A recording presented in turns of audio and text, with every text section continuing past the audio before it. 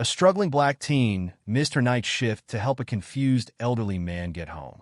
When a lawyer knocked on her door the next morning, her mother dropped the phone in shock. Sarah Matthews' alarm buzzed at 5:30 a.m., the same time it did every morning. She reached over and turned it off before it could wake her brothers. The springs of her old mattress creaked as she sat up in the darkness of their shared bedroom. "Marcus, Jerome, time to get up," she whispered, gently shaking her younger brothers. Marcus, 12, groaned and pulled the blanket over his head. Jerome, 9, didn't move. Sarah flipped on the small desk lamp. "Come on, guys. Mom's coming home from her shift soon. Let's have breakfast ready for her." The apartment was cold. The heating had been acting up again, and their mother couldn't afford the repair bill yet. Sarah pulled on her worn blue hoodie and headed to the kitchen, her bare feet quiet on the creaky floorboards. The kitchen light flickered twice before staying on. Sarah opened the nearly empty fridge and pulled out the last 4 eggs and half-empty milk carton. The bread bag had 2 slices left. "Marcus!" "Jerome," she called again, louder this time. "Don't make me come back there." Heavy footsteps approached, and Marcus appeared, his school uniform wrinkled. I'm up. Jerome's still sleeping, though." Sarah cracked the eggs into a bowl. "Go wake him up, and fix your tie properly." The front door lock clicked, and their mother, Lisa Matthews, walked in still wearing her nurse's scrubs. Dark circles ringed her eyes, and her shoulders slumped with exhaustion. "Mama, you're home?" Sarah moved to hug her mother. "Rough night." Lisa kicked off her shoes. "Lost 2 patients." She sank into a kitchen chair. "The Anderson case. Reminded me of your father." The room went quiet. Sarah's hand tightened around the fork she was using to beat the eggs. "It's been 3 years," Marcus said softly from the doorway, Jerome now beside him rubbing his eyes. Lisa forced a smile. "I know, baby. Come here, both of you." She opened her arms, and the boys went to her. "Sarah, you've got that volunteer thing at Emory today." "Yeah, after school?" Sarah poured the eggs into the heated pan. "The university library needs help organizing their new computer lab." "You should be getting paid for that work," Lisa said, not for the first time. "We need the money, especially now." Sarah stirred the eggs. "The experience looks good on college applications. And maybe they'll hire me for real once I turn 16. If we're still living here by then," Lisa muttered, pulling an envelope from her purse. "Got another notice. Rent's going up next month." The eggs sizzled in the pan. Sarah focused on not burning them, her throat tight. "How much?" "200 more." Lisa's voice cracked. "I'm already doing double shifts." "I can quit school," Marcus offered. "Get a job like Dad did." "No." Lisa and Sarah spoke simultaneously. "Nobody's quitting school," Lisa said firmly. "Your father worked so hard so you could have an education. All 3 of you are going to college." Sarah divided the eggs onto 4 plates, giving her brothers the bigger portions. "We'll figure something out, Mama. We always do." They ate in silence, the only sound the scraping of forks against cheap plates. Through the kitchen window, Sarah watched the sky lighten over Atlanta. In the distance, she could see the tops of Emory University's buildings rising above the trees like another world. The boys finished first. "Bus comes in 20 minutes, Marcus announced, grabbing his backpack. "Homework done?" Sarah asked. Both boys nodded. Teeth brushed. Jerome ran to the bathroom. Lisa stood, swaying slightly with exhaustion. "I need sleep before my next shift." "Sarah, make sure I got it, Mama. Go rest." Sarah watched her mother shuffle to her bedroom before turning to clean up. The dishes needed doing, but the water had been turned off again. She stacked them in the sink for later. "Sarah," Jerome called from the bathroom. "Marcus took my toothpaste." "Did not. Mine's just empty." Sarah grabbed her backpack, heavy with textbooks. Another normal morning in the Matthews household. She headed to break up the toothpaste fight, already calculating how many hours of sleep she could get tonight between homework and her volunteer shift. The walk to school took 30 minutes. Sarah herded her brothers along the cracked sidewalks, past empty lots and convenience stores with barred windows. As they got closer to Emory, the neighborhoods changed. Lawns grew larger, houses got bigger, cars got newer. "Look," Jerome pointed at a group of college students walking to class. "They all have those new phones." "Eyes forward," Sarah said. "Focus on getting to school." But she noticed too. She always noticed. The students with their expensive clothes, their casual laughter, their lives so different from hers. The same students she'd be helping later at the volunteer program. The elementary school came first. Sarah watched Jerome join the stream of kids heading inside. Then the middle school, where Marcus split off with a wave. Finally, her high school loomed ahead, brick walls tagged with fresh graffiti despite the janitor's daily efforts to clean it. Sarah's phone buzzed. A text from her mother. Rent notice says we have 30 days to accept new rate or vacate. Need to talk tonight. Her chest tightened. Sarah slipped the phone back in her pocket and walked through the school's metal detectors. She had 6 classes to get through, then the volunteer work at Emory, then somehow she'd figure out how to help her mother keep their family together. Just another day. The first bell rang, and Sarah joined the crowd of students heading to class. She touched the small photo of her father she kept in her notebook, his smile frozen in time before the heart problems started, before the medical bills, before everything changed. "Good morning, class," her first period teacher called out. "Please open your textbooks to Chapter 7. Today we'll be discussing economic disparities in urban environments." Sarah opened her worn textbook, borrowed from the school's limited supply. The irony wasn't lost on her, but she picked up her pencil and started taking notes. It was all she could do. Keep moving forward. Keep trying. Keep hoping. Through the classroom window, she could see Emory's buildings rising in the distance. In a few hours, she'd be walking those manicured grounds, pretending she belonged there. But right now, she had work to do. Sarah straightened in her seat and focused on the lesson. She didn't know it yet, but by sunset, her life would change forever. The afternoon sun beat down on Sarah's shoulders as she walked through Emory University's campus. Her school backpack felt heavier after a full day of classes, and her volunteer badge bounced against her chest with each step. The campus looked different from the morning view from her classroom window. More real, more imposing. Students rushed past her, designer bags slung over their shoulders, expensive laptops tucked under their arms. Sarah clutched her worn backpack closer and headed toward the library. Her phone buzzed. Another text from her mother. "Boss approved extra shift tonight. Can you handle dinner for the boys?" Sarah typed back. "Got it covered. Get some rest, Mama." The library loomed ahead, its stone columns casting long shadows across the manicured lawn. Sarah checked her watch. She had 5 minutes before her shift started. That's when she saw him. An elderly man in an expensive suit stood in the middle of the quad, turning in slow circles. His white hair was disheveled, and his tie hung loose around his neck. Something wasn't right. Sarah glanced at the library, then back at the man. He took a stumbling step forward.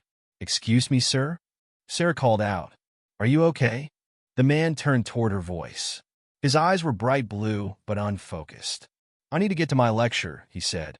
"I'm late for my lecture." Sarah moved closer. "Which building are you looking for? I can help you." He looked around, confusion clouding his face. "I teach here. Advanced Economics. Thompson Hall is..." His voice trailed off. "Thompson Hall?" Sarah knew that building. She'd walked past it countless times. "Sir, Thompson Hall is on the other side of campus, but..." Yes, Thompson Hall." He straightened his suit jacket with trembling hands. "Named after me, you know. Richard Thompson. I donated." He stopped, forehead creasing. "What year is it?" Sarah's stomach tightened. She'd worked with elderly people at the hospital during her mother's shifts. She recognized the signs. "Mr. Thompson, I think you might be confused. Could we sit down for a minute?" She gestured to a nearby bench. No, I have to teach. The students are waiting." He took another unsteady step. Sarah pulled out her phone and dialed campus security. After 3 rings, someone picked up. "Campus security. Hi. I'm a volunteer at the library, and I found an elderly man who seems confused. He says his name is Richard Thompson." "Thompson?" The voice interrupted. "Oh yeah, the old professor. Look, miss, we've got bigger issues right now. Just point him toward the main gate. But he needs help. If you're worried, call the police." The line went dead. Sarah stared at her phone in disbelief. Mr. Thompson had wandered toward a group of students, who moved away from him uncomfortably. "Mr. Thompson?" Sarah hurried to catch up. "Please, let's sit down. I'll help you figure this out." He turned to her, and for a moment his eyes cleared. "You're very kind. Like my Emily. Then the clarity vanished. I need to get home. Martha will be worried. Sarah dialed 911. The operator listened to her explanation, then asked, "Is he in immediate danger?" "No, but has he threatened anyone?" "No, he's just confused, miss. Unless he's a danger to himself or others, this isn't an emergency. You can try Adult Protective Services during business hours." Sarah watched Mr. Thompson pat his pockets frantically. "My wallet," he muttered. "My keys." Her phone buzzed again. A text from her boss at the corner store where she worked evenings. "Don't forget your shift starts at 6. Sarah looked at the time. 4:15 p.m. The sun would set in a couple of hours. She had volunteering until 5:30, then work at 6. The boys needed dinner. Her mother needed rest.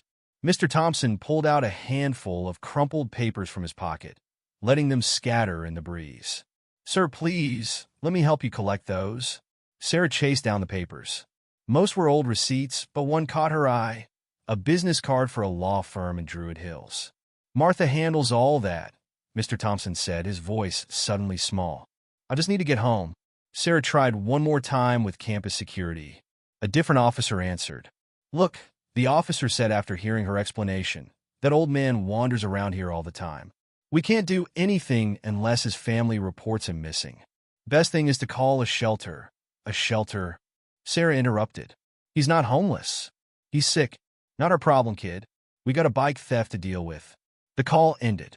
Sarah watched Mr. Thompson struggle with his jacket buttons, his fingers shaking. Her phone buzzed again. "Her boss. Need confirmation you'll be here at 6. Getting slammed lately." The sun inched lower. Sarah thought about her mother working double shifts, about the rent increase notice, about her brothers waiting for dinner. Then she looked at Mr. Thompson, lost and afraid on a campus that bore his name. "Mr. Thompson?"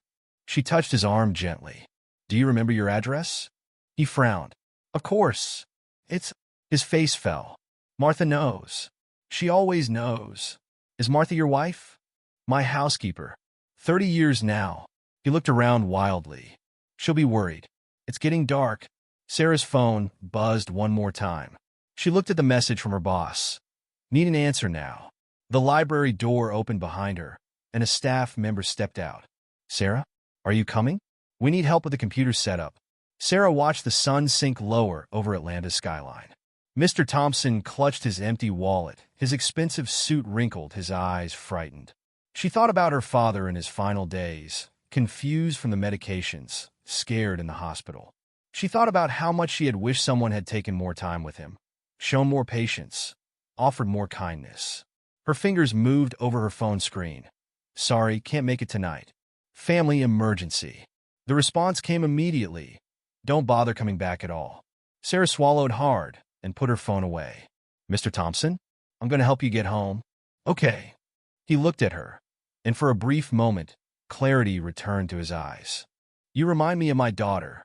Before she—" He trailed off, the moment gone. "Can you tell me about your house? What does it look like?" "Big columns," he said slowly. "White columns. And roses. Martha's roses." Sarah adjusted her backpack. The sun continued its descent, painting the sky in shades of orange and purple. She had just lost her job, would miss her volunteer shift, and had no idea how to get this man home. But as she watched Mr. Thompson's hands shake as he tried again to fix his tie, she knew she had made the right choice. "Let's start with Druid Hills," she said, remembering the law firm's address on the business card. "Does that sound familiar?" Mr. Thompson's face lit up.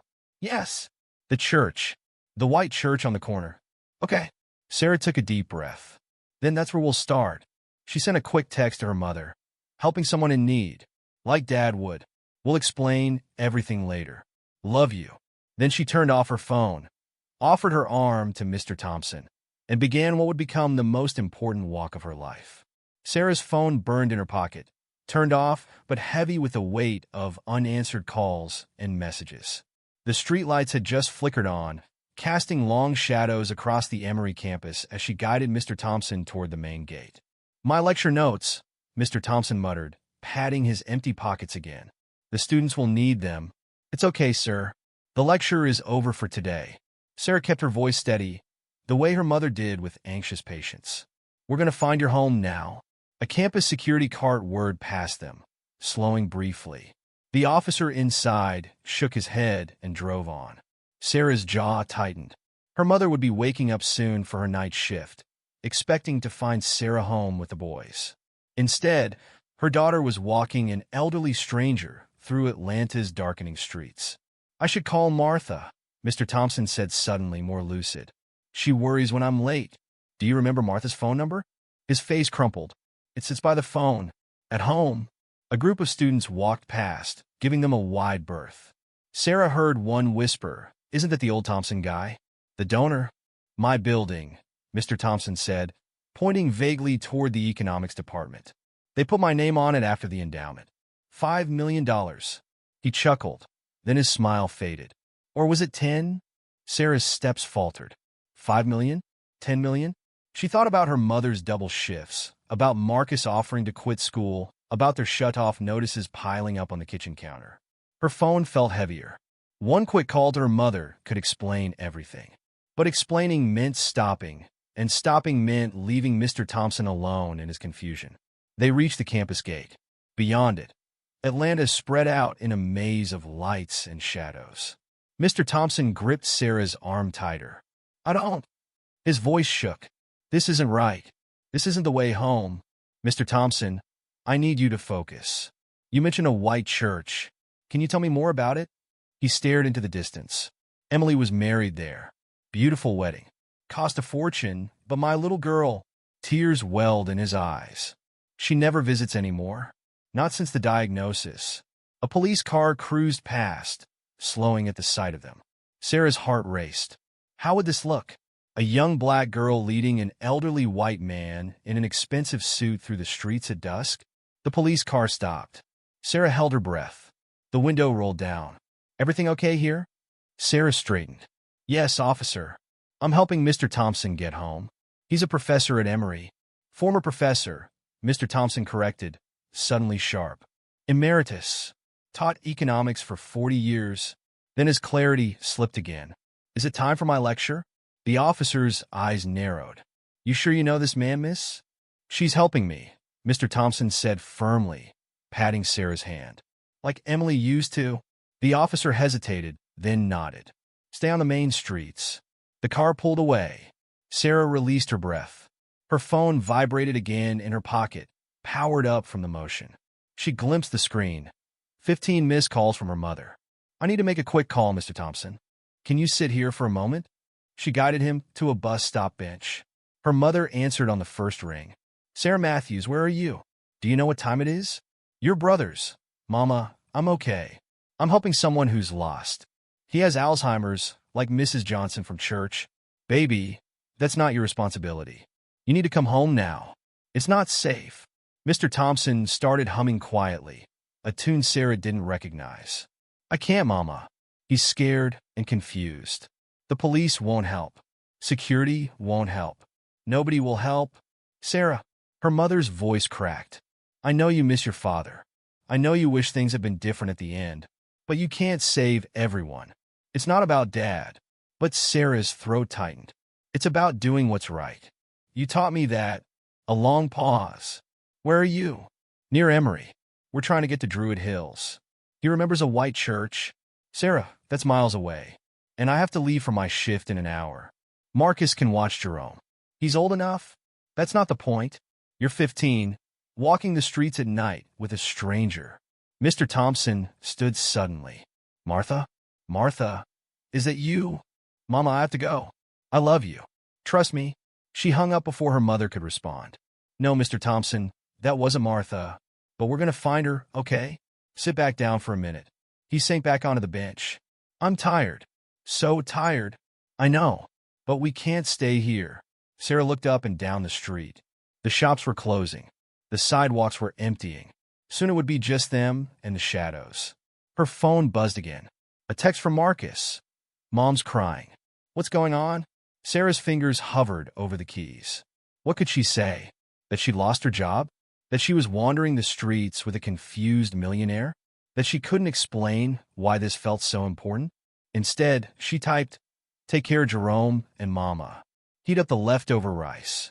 I'll explain everything later." Emily, Mr. Thompson said suddenly. You're not Emily. No, sir. I'm Sarah. I'm helping you get home. Home? He looked around, panic rising in his voice. I don't know where. I can't remember. It's okay. Sarah took his trembling hand. You mentioned a white church. And Martha's roses. Let's start there. Roses, he repeated. Red ones. By the front steps. Sarah stood, helping him up. Her own exhaustion pulled at her limbs, but she couldn't stop now. They were in this together. A memory surfaced. Her father in his hospital bed, confused from the pain medication, begging to go home.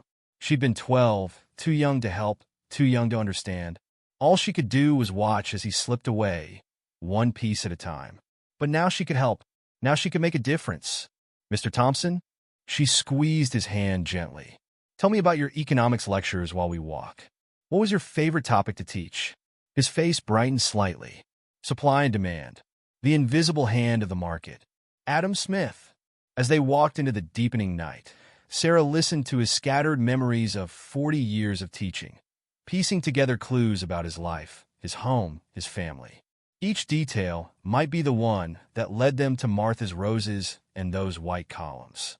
Behind them, Emory's campus lights dimmed in the distance.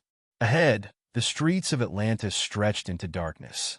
Sarah had crossed a point of no return, but for the first time all day, she felt absolutely certain about her path. Even if that path led nowhere, she would walk it to the end. The streetlights of Druid Hills cast yellow pools on the sidewalk. Sarah's feet ached in her worn sneakers as she guided Mr. Thompson past another gated mansion. They'd been walking for over an hour. We should rest a minute, she said, noticing his shuffling getting slower. A stone wall lined the sidewalk, low enough to sit on. Here, Mr. Thompson. He sank down, breathing heavily. Martha doesn't like me sitting on the wall. Says it's not dignified. Just for a minute. Sarah sat beside him, her legs trembling with fatigue. A security car from one of the wealthy neighborhoods crawled past, the guard inside watching them closely. Mr. Thompson wiped his forehead with his suit sleeve. Hot. It's too hot. It's evening now, sir. You're just tired. Sarah touched his arm. His skin felt clammy. When was the last time you had water? He stared at her blankly. Sarah dug in her backpack, finding her half-empty water bottle from school. Here, drink this. Mr. Thompson took a small sip, then another. His hand shook less. A memory hit Sarah, her father in his hospital bed, complaining about the heat even though the room was cold. The doctors had said it was his circulation failing. She pushed the thought away. Young lady, Mr. Thompson said suddenly, his voice clearer. You're going to be late for class. I'm not a student, Mr. Thompson. Remember? I'm Sarah. I'm helping you get home. Home? His face fell. Yes, home. Martha will be... He trailed off, staring at a passing car. Sarah's phone buzzed. She turned it back on to use the map. Another text from Marcus. Mom left for work crying. Jerome won't eat dinner. Her chest tightened. She typed back. Tell him I'll make his favorite breakfast tomorrow. Please eat something. My Emily was about your age when her mother died, Mr. Thompson said clearly. Cancer. Terrible thing, cancer. Sarah looked up from her phone. I'm sorry about your wife. Emily changed after that. Angry all the time. Started skipping school. He shook his head. I was too busy with the university. Should have. His voice cracked. Should have been there more. A police siren wailed in the distance. Mr. Thompson flinched. We should keep moving, Sarah said gently. Can you walk a little more? He nodded, struggling to his feet. Sarah offered her arm again. They passed more mansions, more gates, more security cameras blinking in the darkness. The church, Mr. Thompson muttered. White church on the corner. We'll find it. Sarah checked her phone's map. There were 3 churches in the area. They checked one already. Wrong denomination, wrong color. Her phone buzzed with a text from an unknown number. This is Martha. Police called about Mr. Thompson. Is he with you? Is he safe? Sarah's hands shook as she typed. Yes, he's safe. Trying to get him home. He mentions white columns and your roses. The response came quickly. Thank God. We've been searching for hours. Which part of town are you in? Druid Hills. Looking for a white church he remembers. St. Andrews. 2 blocks from home. Stay there if you find it. I'll come. Sarah's heart leaped. Mr. Thompson? Does St. Andrews sound familiar? His face lit up. That's where Emily was married. Beautiful ceremony. Cost a fortune, but his smile faded. She never visits anymore. Not since the diagnosis, Sarah finished softly. You told me earlier? They turned another corner. Sarah's legs burned with exhaustion. Her school backpack felt like it was filled with bricks. Mr. Thompson stopped walking. I don't feel well. Sarah grabbed his arm as he swayed. Let's sit again. Just for a minute. They found another wall. Mr. Thompson's breathing was labored. Should I call an ambulance? Sarah asked, fear creeping into her voice. No hospitals. He gripped her hand. Promise me. Had enough of hospitals with Mary. With Emily's mother. Sarah thought of her father's last days in the hospital. The beeping machines. The antiseptic smell. The way he'd begged to go home. Okay, she said. No hospitals. But you have to tell me if you feel worse. Mr. Thompson nodded, then squinted at something over her shoulder. Look. Sarah turned. Through the trees, a white spire rose against the night sky. A church steeple. Could that be St.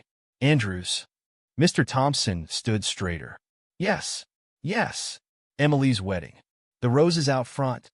They walked faster, Mr. Thompson leading now. As they got closer, Sarah saw the sign. St. Andrews Episcopal Church. This is it, Mr. Thompson said. I remember. Sarah texted Martha. Found St. Andrews. We're out front. Can we go inside? Mr. Thompson asked. I want to see where Emily... The church was dark, locked for the night. But there were benches in the garden. Let's sit here, Sarah suggested. Martha's coming to meet us. Mr. Thompson sank onto a bench. Martha. Good. She'll know what to do. She always knows. Sarah checked her phone. No response from Martha yet. Her own exhaustion crashed over her in waves. A memory surfaced, sitting in a hospital waiting room while her father had surgery. The endless hours of not knowing. Her mother's forced smile as she said everything would be fine. Nothing had been fine. Tell me about Emily's wedding, Sarah said, pushing the memory away. What did she wear? Mr. Thompson smiled. White dress. Long train. Cost more than my first car. His smile faltered. She was so happy that day. Before what? Before I got sick. Started forgetting things. His voice hardened. She couldn't handle it. Her father, brilliant economics professor, asking the same questions over and over. Missing appointments. Getting lost. He looked at Sarah, eyes suddenly clear. Like today. It's not your fault, Sarah said softly. Emily said she couldn't watch it happen. Like with her mother. Said it was too hard. His hands trembled again. Haven't seen her in 2 years. Sarah thought of her own father. How hard it had been to watch him slip away. But she'd stayed. They'd all stayed. Martha stayed, she said. Martha stayed. Mr. Thompson nodded. 30 years. More family then. He trailed off, staring at the church doors. Sarah's phone lit up. Martha. 10 minutes away. Thank you for staying with him. Help is coming, Sarah told Mr. Thompson. We're almost done. He turned to her, eyes cloudy again. Are you in my economics class? No, sir. I'm Sarah. I help you find the church. Sarah. He tested the name. Not Emily. No, not Emily. They sat in silence, watching cars pass on the street. Sarah thought about her own family waiting at home, about her mother working another night shift, about the rent increased notice. I'm tired, Mr. Thompson said quietly. I know. Just a few more minutes. He reached for her hand, held it tightly. Thank you. Sarah squeezed back, remembering all the hands she'd held in hospital rooms, her father's, her mother's, her brother's, now this stranger's. Headlights swept the church grounds as a car turned into the parking lot. Sarah stood, still holding Mr. Thompson's hand. Time to finish what she'd started. The car wasn't Martha's. Instead, a security patrol vehicle pulled into St. Andrews' parking lot, its spotlight sweeping across Sarah and Mr. Thompson. Stay right there. A voice called out through a speaker. Mr. Thompson gripped Sarah's arm harder. Are we in trouble? The security guard stepped out, flashlight beam hitting their faces. This is private property. Church is closed. Sarah raised her free hand to block the light. We're waiting for someone. Martha, Mr. Thompson's housekeeper. She's on her way. Martha. The guard lowered his flashlight slightly. Martha Stevens? From the Thompson estate. Yes, Sarah said quickly. She's coming to get us? The guard spoke into his radio. Base, got 2 individuals at St. Andrews. One claims to be with Richard Thompson. Can you verify with the estate? Static crackled. Sarah's phone buzzed in her pocket, but she didn't dare move to check it. Young lady, the guard said, I'm going to need some ID. Sarah's stomach dropped. I left it at home. Convenient. The guard's tone hardened. Sir, do you know this girl? Mr. Thompson stared at the guard blankly. Is it time for my lecture? The radio crackled again. Base to Unit 4. Estate confirms Thompson left campus hours ago. They filed a missing persons report. The guard's hand moved to his belt. Miss, step away from the gentleman. No, please, Sarah said. I've been helping him. Ask Martha. She's been texting me. She knows we're here. Step away now. Mr. Thompson's grip tightened painfully on Sarah's arm. Don't leave me, he whispered. Sarah's phone buzzed again. She slowly pulled it out with her free hand. Look, I can show you the text from Martha. Put the phone down. The sharp command made Mr. Thompson flinch. Mary, he called out. Mary, is that you? Sir, please stay calm, the guard said. Help is coming. Sarah's phone screen lit up with an incoming call. Her mother. The guard's flashlight beam followed her movement as she declined the call with trembling fingers. These are Martha's texts, she said, holding out the phone. Please just read them. The guard stepped closer, keeping one hand on his belt. He squinted at the screen. A car engine rumbled in the distance. Mr. Thompson's breathing grew more labored. I don't feel good, he mumbled. Sarah turned to him, forgetting the guard. Mr. Thompson? What's wrong? The old man's face had gone gray. His hand clutched his chest. He needs help, Sarah shouted. Call an ambulance. Don't. Mr. Thompson wheezed. No hospitals. Promised. The guard spoke rapidly into his radio. Sarah guided Mr. Thompson to sit on the church steps. Just breathe, she said. Like this. She demonstrated slow breaths, the way her mother had taught her to do with panicked patients. Another set of headlights swept the church grounds.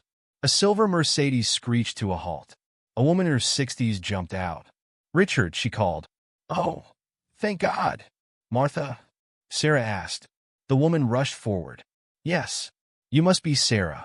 Richard, love? Are you all right? Mr. Thompson looked up at Martha's voice. My pills, he said. Forgot my pills. Martha pulled a bottle from her purse. Right here. You took them this morning, remember? But it's time for your evening dose. She helped him take the medication while Sarah explained everything to the guard, showing him the text again. He finally lowered his flashlight. Sorry, miss, he said gruffly. Can't be too careful these days. Sarah's phone rang again. Her mother. This time she answered. Baby, where are you? Her mother's voice shook. My supervisor gave me a break to look for you. Jerome's crying. Marcus won't eat. I found him, Mama. Sarah cut in. Mr. Thompson.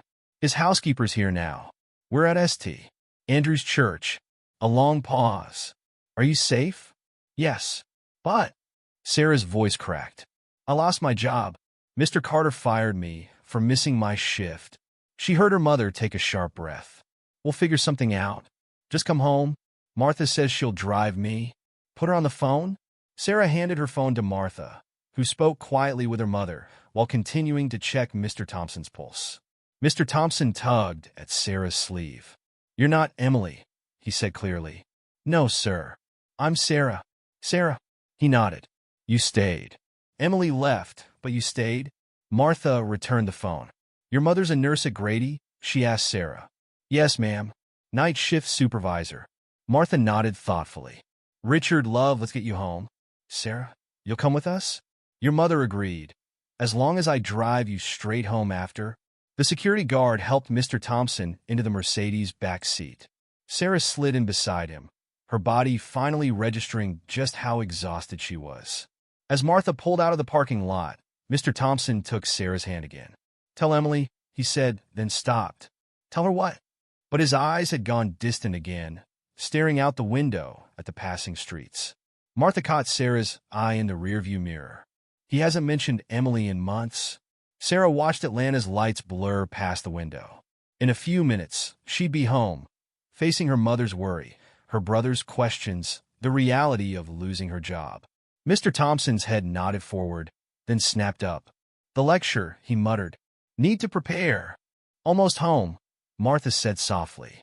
Almost there. They turned onto a street lined with enormous oak trees. Sarah had never seen houses this big up close. Each one looked like it could fit her entire apartment building inside. There, Martha pointed. Those are my roses.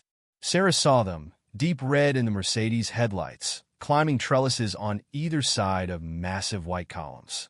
The house behind them rose 3 stories high, windows glowing warmly.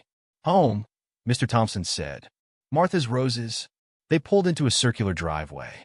Before Martha could cut the engine, the front door opened. A man in a suit rushed out. Is a doctor coming? He asked Martha. Already called Dr. Stevens. He'll be here in 20 minutes. Martha helped Mr. Thompson out of the car. Sarah, wait here a moment. Sarah watched them guide Mr. Thompson up the front steps, past the roses through the towering doorway. She sat in the Mercedes, the leather seats softer than any bed she'd ever slept in. Her phone buzzed with a text from Marcus. Mom called. Said you're okay. Jerome finally eating dinner. Sarah smiled tiredly. Tell him I love him. See you soon. Martha returned to the car. Ready to go home? Yes, ma'am. Sarah paused. Will he be okay? Martha settled behind the wheel. Thanks to you, yes. The doctor's very good. Been treating Richard since the diagnosis. She turned to face Sarah fully. Do you know what you did tonight? I just helped someone who was lost. No. Martha's voice was firm. You showed kindness when others showed indifference. You gave up your job, risked your safety, worried your family, all for a stranger. Sarah thought about her father, about Emily, about choices and consequences. It was the right thing to do. Martha started the car. Yes, it was. She pulled out of the driveway. Now, tell me about this job you lost. Just a corner store. Evening shifts after volunteering. Volunteering at Emory. Computer lab setup. Mostly, Sarah stared out the window as they passed more mansions. Looks good on college applications. If I can get in, Martha hummed thoughtfully. And your mother? Night shift supervisor at Grady. Yes, ma'am. Double shifts lately. Our rent's going up. They drove in silence for a few minutes. Sarah's eyelids grew heavy. One more thing, Martha said as they turned onto Sarah's street. The man you helped tonight? He may not remember you tomorrow.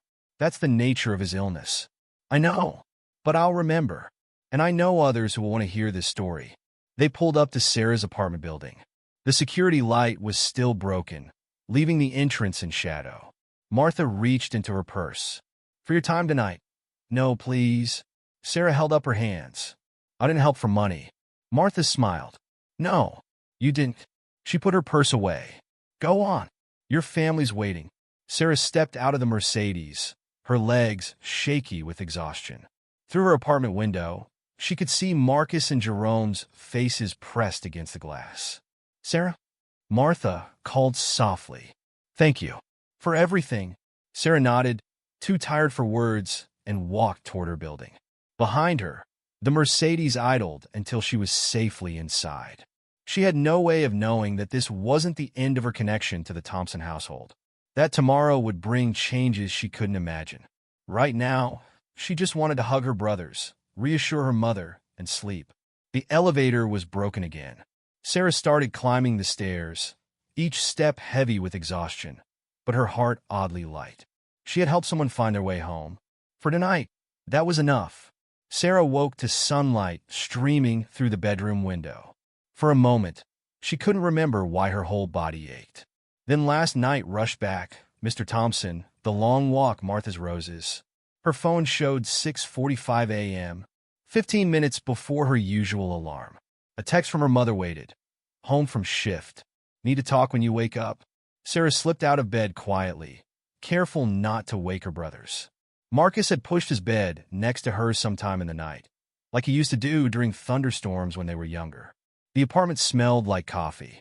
Her mother sat at the kitchen table, still in her scrubs, staring at a pile of bills. Mama? Lisa Matthews looked up. Dark circles rimmed her eyes. Sit down, baby. Sarah sank into a chair. I'm sorry about last night. I know I scared you. Martha called the hospital.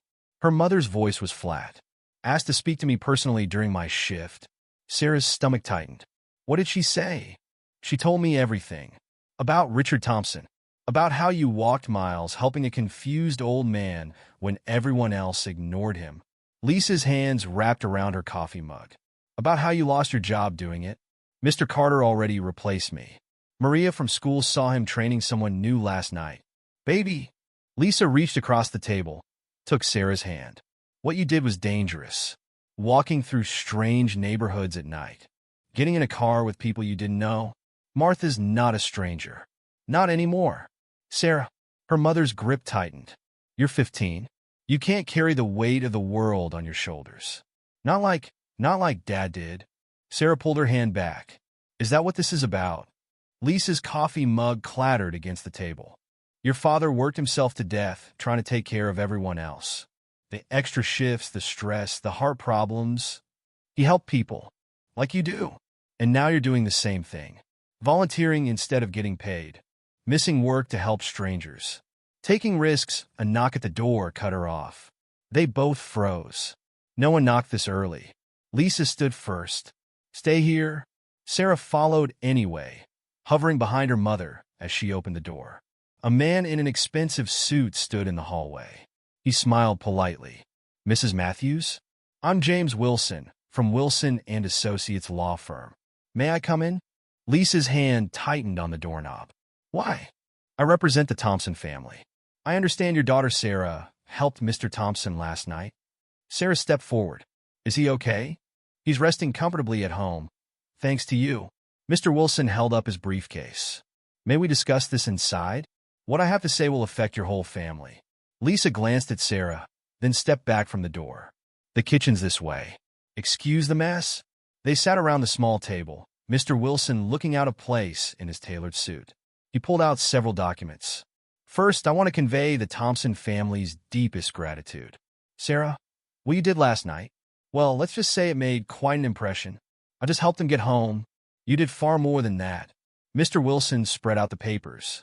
Mr. Thompson had moments of lucidity this morning. He remembered you. Called you the girl who stayed. Sarah's throat tightened. Martha told us everything. How you gave up your job. How you spent hours helping him when others wouldn't. How you refused payment. Lisa shifted in her chair. My daughter did what anyone should have done, but no one else did.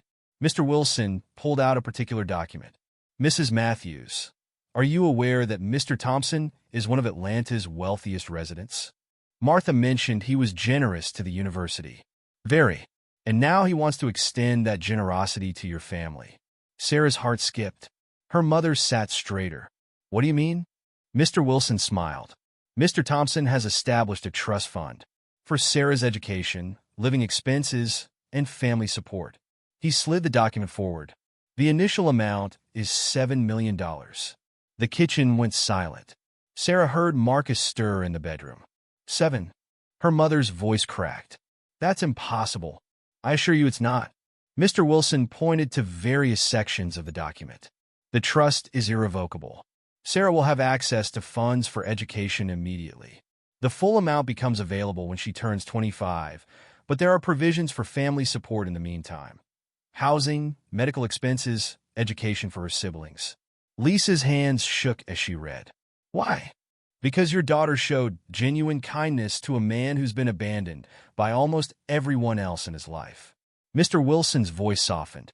Do you know his own daughter hasn't visited him in 2 years? Sarah remembered Mr. Thompson's words. Emily left, but you stayed. There must be conditions, Lisa said. Only one. Mr. Wilson turned to Sarah. Mr. Thompson asked that you continue your volunteer work at Emory. He believes kindness like yours should be nurtured. The bedroom door creaked open. Marcus peeked out, Jerome behind him. What's going on? Marcus asked. Lisa wiped her eyes. Come here, both of you. Sit down. While their mother explained, Mr. Wilson pulled out more papers. We'll need signatures. And I'll walk you through how the trust works. Sarah barely heard him. She was thinking about Mr. Thompson, alone in his mansion with his fading memories. About Emily, who couldn't bear to watch her father disappear. About Martha's roses climbing the white columns. Sarah, Mr. Wilson's voice broke through her thoughts. Are you all right? Can I visit him? The words came out before she could stop them. Mr. Thompson, even if he doesn't remember me? Mr. Wilson smiled. Martha suggested you might ask that. She said to tell you you're welcome anytime. Jerome tugged at Sarah's sleeve. Are we really getting a new house? Baby, let's finish the paperwork first, Lisa said. But her eyes shone with tears. Mr. Wilson, about our current lease? The trust can cover the rent increase while you look for a new place. He checked his watch. I have another appointment, but I'll leave these documents for you to review. My card's on top. Call with any questions. They walked him to the door. In the hallway, he turned back. Sarah? One more thing. Martha mentioned you lost your job helping Mr. Thompson. Yes, sir. The Thompson Foundation funds several youth programs at Emory. They're always looking for part-time help. Paid positions. He raised an eyebrow. Interested? Sarah looked at her mother, who nodded slightly. Yes, sir. Very interested. After Mr. Wilson left, they sat in stunned silence. Jerome climbed into Sarah's lap. Marcus stared at the papers on the table. Their mother held her coffee mug, long gone cold. $7 million, Marcus whispered. Because you helped someone, Jerome added. Lisa reached for Sarah's hand again. This time, Sarah held on tight. You were right, her mother said softly. About doing what's right. About helping people. She squeezed Sarah's fingers. Your father would be so proud. Sarah thought about the long walk through darkening streets. About Mr. Thompson's trembling hands. About choices and consequences and staying when others left. Can we have pancakes? Jerome asked. To celebrate? Lisa laughed, a real laugh, the first Sarah had heard in months. Yes, baby. We can have pancakes. While their mother cooked, Sarah's phone buzzed with a text from Martha. Richard's asking about the girl who stayed. Come for tea this afternoon? Sarah smiled and typed back, I'll be there. The morning sun streamed through their small kitchen window. Soon they would look for a new home, somewhere with enough space for everyone. Marcus and Jerome would get new clothes for school. Their mother could cut back on double shifts. But right now, there were pancakes to eat, a family to hold, a future to imagine. And later, a confused old man to visit, who might not remember her name, but remembered that she stayed. Sarah closed her eyes and breathed in the smell of pancakes and coffee and possibility.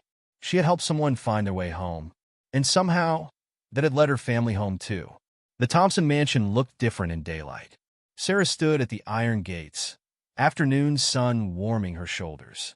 Martha's roses climbed the white columns, just as she remembered, their red petals bright against the pale stone.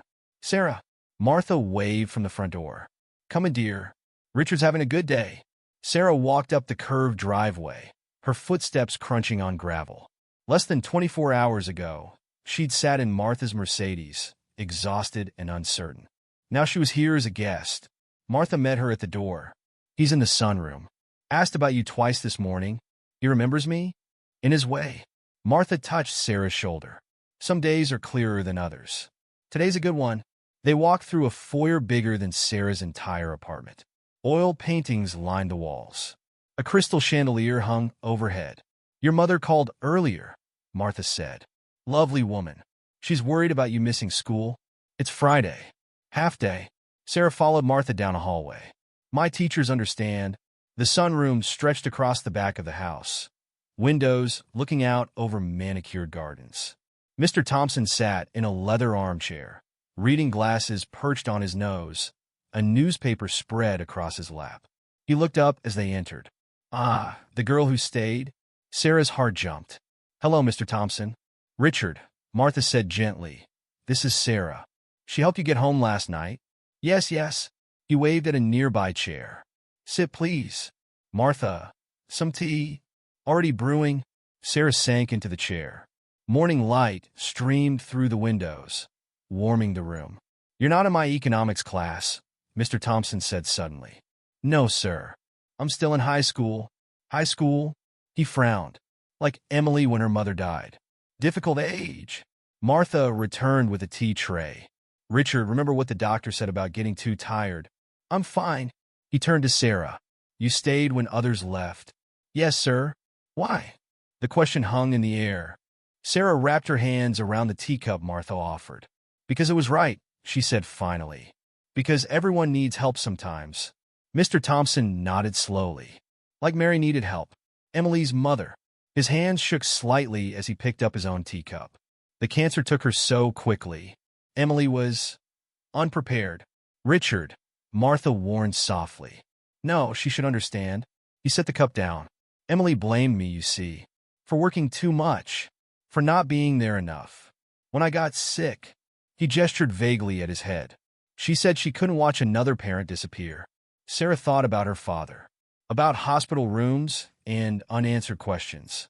My dad died 3 years ago, she said. Heart problems. Mr. Thompson's eyes cleared. You understand then? Yes, sir. Martha touched Sarah's arm. You don't have to. It's okay. Sarah set her teacup down. He was sick for a long time. The insurance wouldn't cover everything. Mom worked extra shifts. I watched my brothers. You stayed, Mr. Thompson said again. We all stayed. He nodded, then looked confused. Are you in my economics class? No, sir. I'm Sarah. I helped you last night. Ah, yes. The girl who stayed. He smiled. Martha, is there tea? Right here, love. Martha poured him a fresh cup. Sarah, come help me in the kitchen for a moment. They left Mr. Thompson with his newspaper. In the massive kitchen, Martha pulled out a chair at the breakfast table. Sit. She busied herself with the kettle. How are you really doing? With everything? Sarah thought about the lawyer's visit that morning. The trust fund. The change is coming. It doesn't feel real. No, I suppose it wouldn't. Martha sat across from her. Richard's lawyer called. Said he explained everything. $7 million. Sarah's voice cracked. Just for helping someone get home. For showing kindness when others showed indifference. Martha reached for Sarah's hand. Do you know how many people walked past him yesterday? How many ignored his confusion? Called security instead of helping? Sarah remembered the campus guards, the police, the suspicious stares. I just did what anyone should have done. But you're the one who did it. Martha squeezed her hand. Richard may not always remember your name or face, but he remembers how you made him feel. Safe, respected, valued. Through the kitchen door, they could hear Mr. Thompson humming. The same tune from last night. What happens now? Sarah asked. Well, that's partly up to you. Martha stood, opened a drawer, pulled out some papers. The youth program position at Emory is yours if you want it. Proper pay, flexible hours around school. Really? And there's this. She slid over a business card. Real estate agent. She's helped other Thompson Foundation families find homes. When your mother's ready. Sarah stared at the card. Other families? Richard's helped many people over the years. Usually through the foundation, anonymously. But you? Martha smiled. You wanted to help personally. A noise from the sunroom made them both turn. Mr. Thompson stood in the doorway. Emily, he called. No, love. Martha went to him. It's Sarah. Remember? She helped you last night. He blinked. Sarah, the girl who stayed? Yes, sir. He walked to the breakfast table, movements uncertain. There's something I needed to tell you. Sarah waited. Outside the kitchen windows, Martha's roses swayed in the afternoon breeze. Thank you, he said finally. For staying? You're welcome, Mr. Thompson. He nodded, then looked around confused. Martha? Is there tea? In the sunroom, love? Let's go sit. Sarah watched Martha guide him back to his armchair.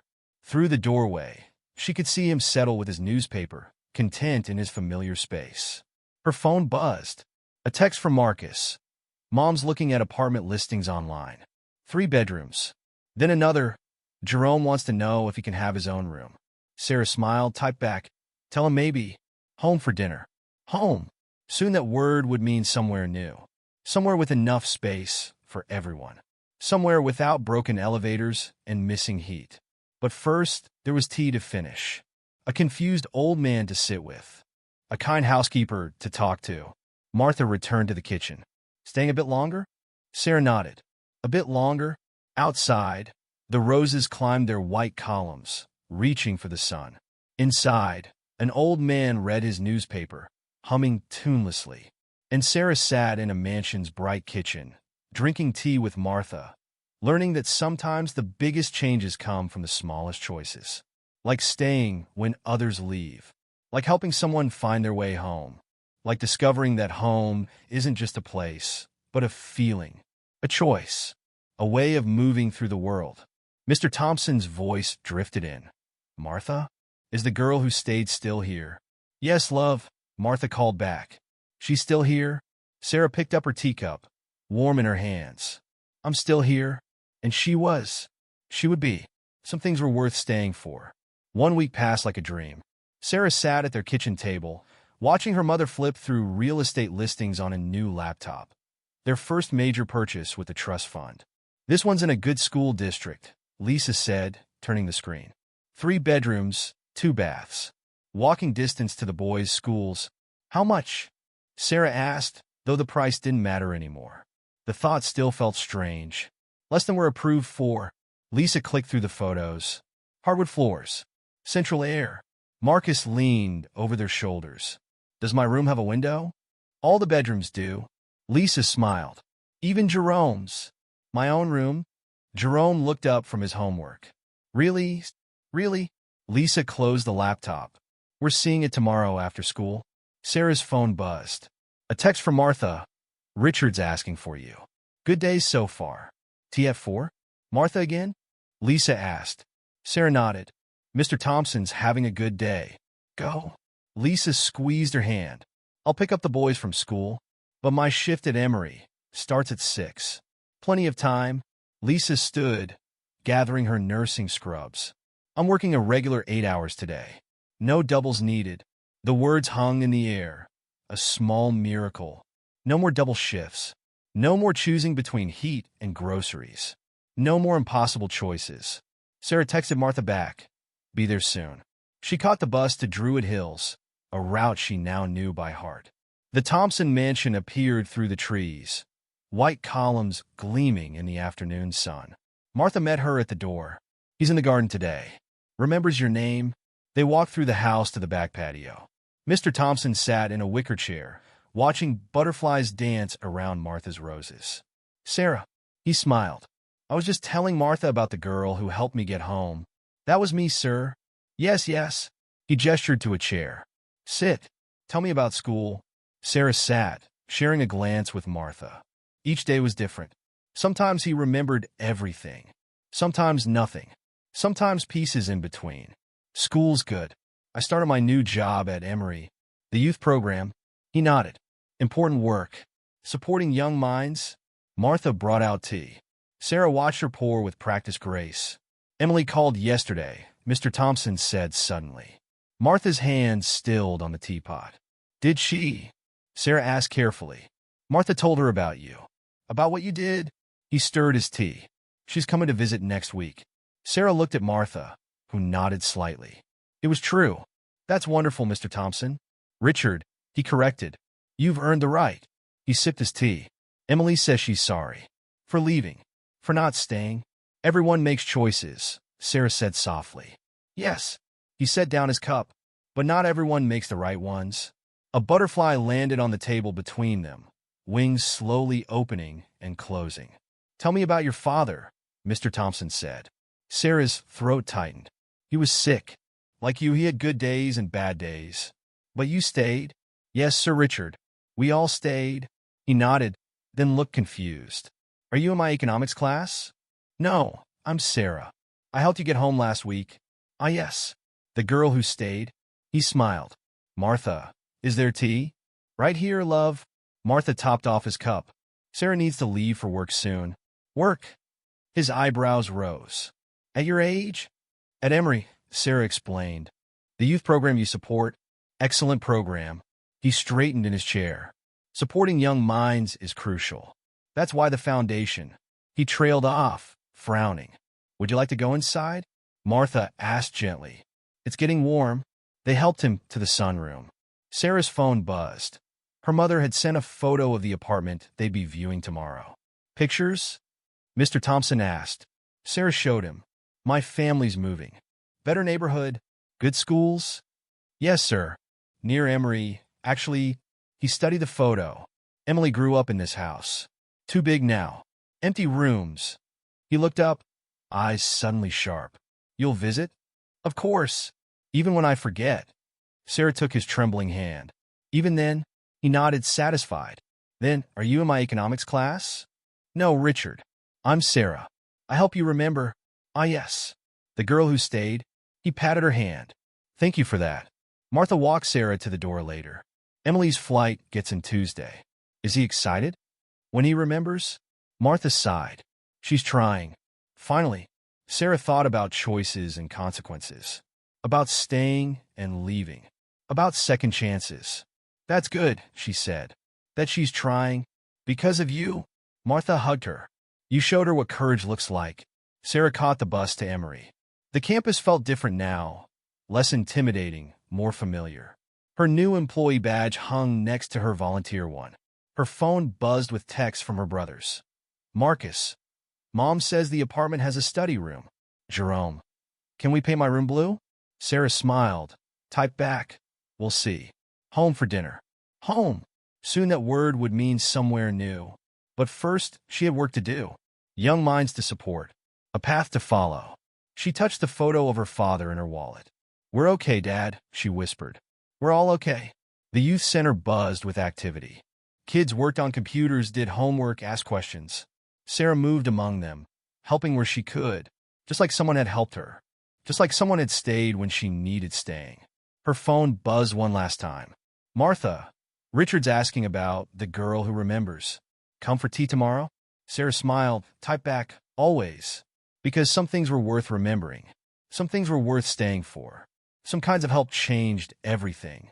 The afternoon sun slanted through the youth center windows. Sarah watched the kids work, remembering a confused old man in an expensive suit, a long walk through darkening streets, a choice that changed lives. Her life, her family's lives, and maybe, just maybe, helped heal a broken family in a mansion with white columns and red roses. Sometimes the biggest changes came from the smallest choices, like staying when others left, like helping someone find their way home, like remembering even when others forgot. Sarah stood in her new bedroom, morning light streaming through uncurtained windows. Empty moving boxes sat stacked in the corner. The walls, freshly painted light blue, still smelled of paint. Sarah, Jerome called from down the hall. Mom says breakfast. Their new house came with central air, reliable heat, and enough space for everyone. Sarah touched the wall, still amazed that this was real. Her phone buzzed. Martha. Emily arrived last night. Richard's having a good morning. Coming for tea? It had been 2 weeks since the trust fund changed their lives. 2 weeks of packing, moving, settling in. 2 weeks of daily tea with Mr. Thompson, watching him drift between clarity and confusion. Sarah. This time it was Marcus. Mom made pancakes. She headed to their new kitchen, bigger than their old living room, with granite countertops and stainless steel appliances. Lisa stood at the stove in her nursing scrubs, flipping pancakes. Martha texted, her mother asked. Sarah nodded, sliding onto a bar stool at the counter. Emily's there. Are you going over? After my shift at the youth center, Sarah accepted a plate of pancakes. Should I bring anything? Just yourself. Lisa poured more batter onto the griddle. How's the new room? Perfect. Sarah cut in her pancakes. The desk fits under the window exactly like I hoped. Marcus bounded in, followed by Jerome. Both boys wore new school clothes. No more hand-me-downs or thrift store finds. Can we get a dog now?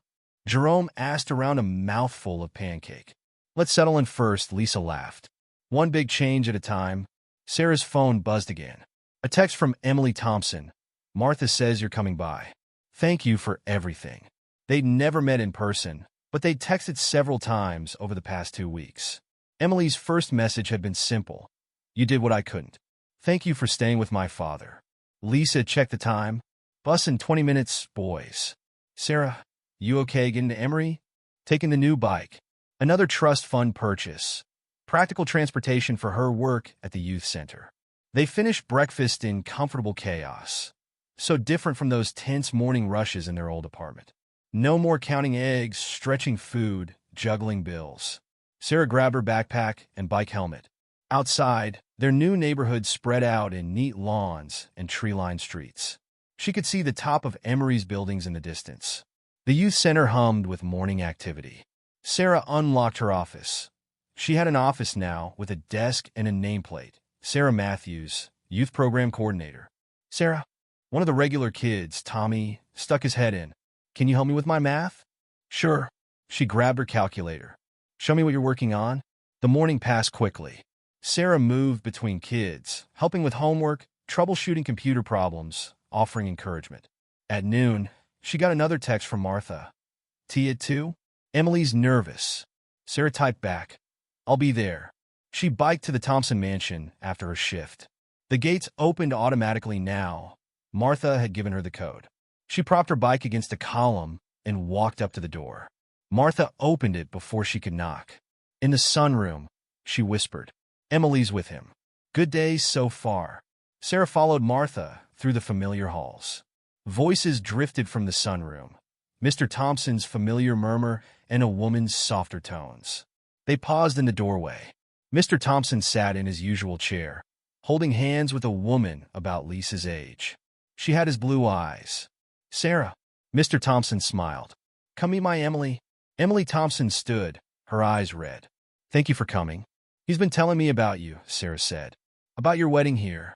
At St. Andrews. Emily's voice cracked. Dad walked me down the aisle. He was so proud. Beautiful ceremony, Mr. Thompson said clearly. Cost a fortune, but worth every penny. Martha brought in tea. They sat together, the afternoon sun warm through the windows. Tell me again, Mr. Thompson said to Sarah, how we met. She told this story many times over the past 2 weeks. Each time he listened like it was new. I found you at Emory. You were looking for your lecture hall. I helped you get home. Ah, yes? He nodded. The girl who stayed? Emily wiped her eyes. I'm sorry I didn't. But you're here now, Sarah said. Because of you? Emily reached for her father's hand. Because you showed me what courage looks like.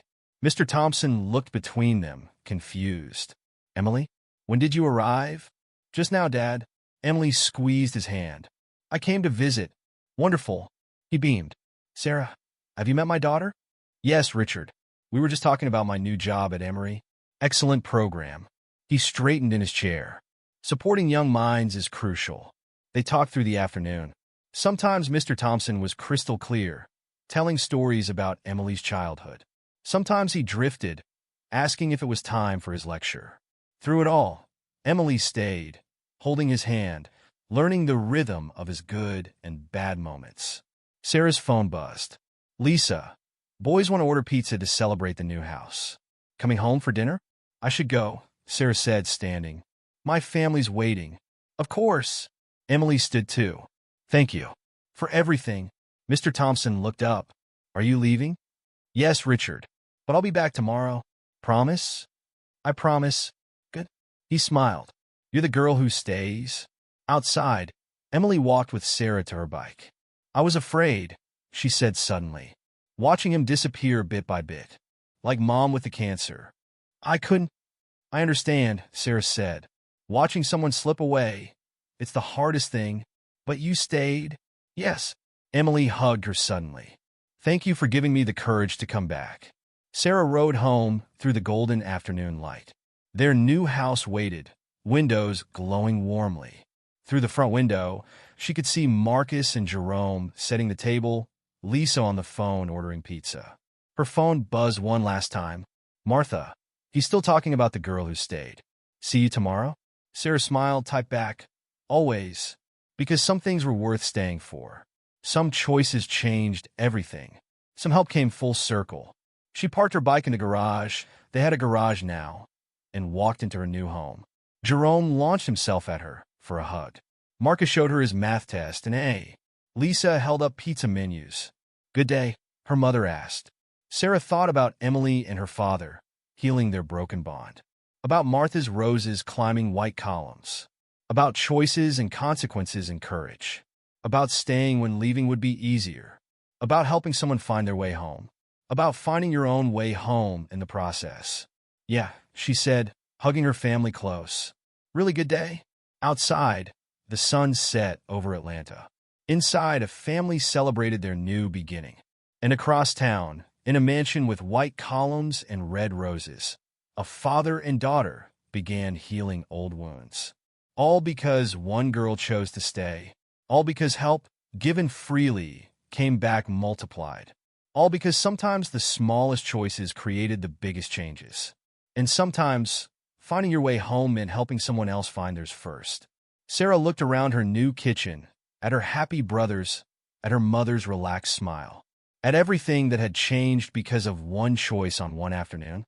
"Love you guys," she said, because some things were worth saying. Some things were worth staying for. Some things were worth remembering, even when others forgot.